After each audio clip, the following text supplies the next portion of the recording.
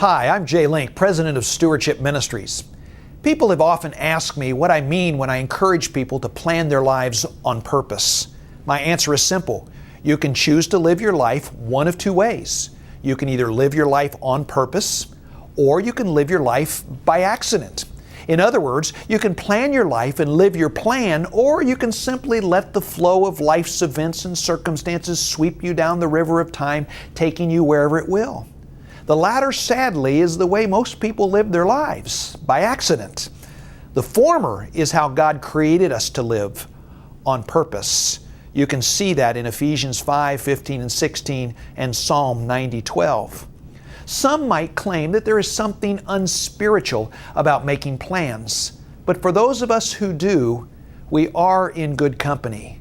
God made plans. You can see that in Hebrews 11:40 and Jeremiah 29:11 and Ephesians 1:11. Paul made plans. You can see that in 2 Corinthians 1:15 through 17 and Romans 15:24.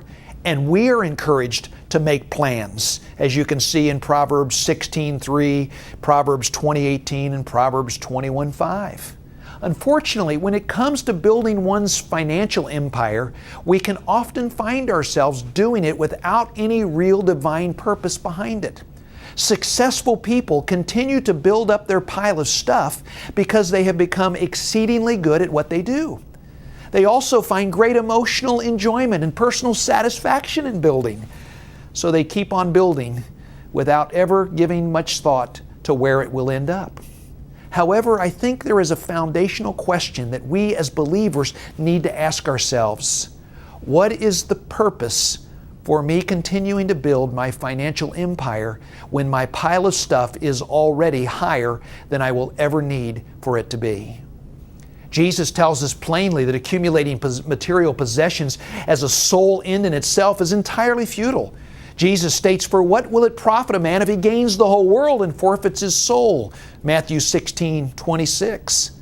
For those who do this are like the rich farmer who planned to tear down his smaller barns and build bigger barns to hold his surplus wealth. Remember, Jesus called him a fool. There is no greater example of the utter folly of building without a purpose than the story of Sarah Winchester. Sarah was the wife of William Winchester, the only son of Oliver Winchester, the founder and owner of the Winchester Repeating Arms Company. Sarah and William had a daughter who died shortly after birth in 1866. This was followed by the death of her father-in-law in 1880, and then her husband just a few months later in 1881, leaving her with 50% ownership in the company and an income of $1,000 a day, about $21,000 a day in current dollars. Sarah believed that her family was under some kind of a curse and consulted a medium to determine what she should do. The medium told her that her family was indeed cursed by the spirits of all the people that the Winchester rifle had killed. She should move out west and build a house for herself and all the tormented spirits who suffered because of her family. The medium told her that if construction on this house were to ever cease, she would immediately die. In 1884, Sarah moved to California and began one of the most bizarre building stories in American history. She began spending her $20 million inheritance on regular income to buy and begin renovating an 8-room farmhouse in what is now San Jose, California. From that day forward, construction continued nonstop, 24 hours a day, 7 days a week, until Sarah's death at age 83, a total of 38 years.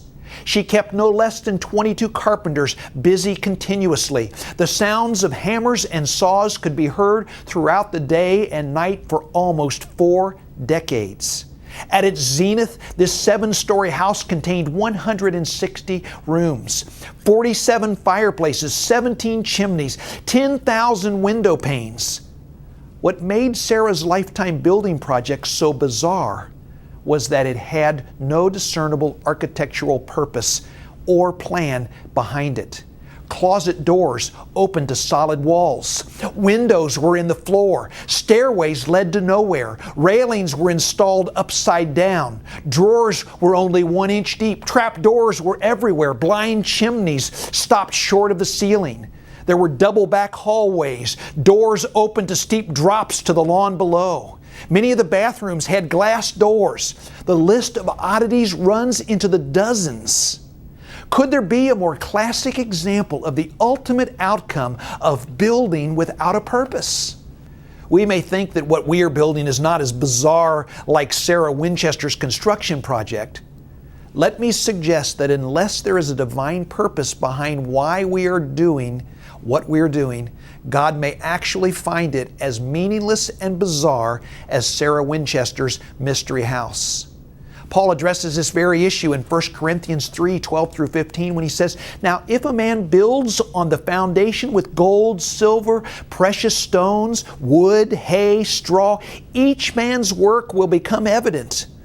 For the day will show it, because it is to be revealed with fire, and the fire itself will test the quality of each man's work. If any man's work which he has built on remains, he will receive a reward. If any man's work is burned up, he will suffer loss, but he himself will be saved, yet so as through fire." May I ask, what foundation are you building on? What materials are you building with? And why are you building what you are building? I think John Wesley had it right when he said, "Gain all you can, save all you can, give all you can." If we adhere to this compelling financial triad as we labor on our building projects, we will be building on a solid foundation, utilizing building materials of heavenly gold, silver, and precious stones. And in our building efforts, we will discover that we are indeed living life on purpose.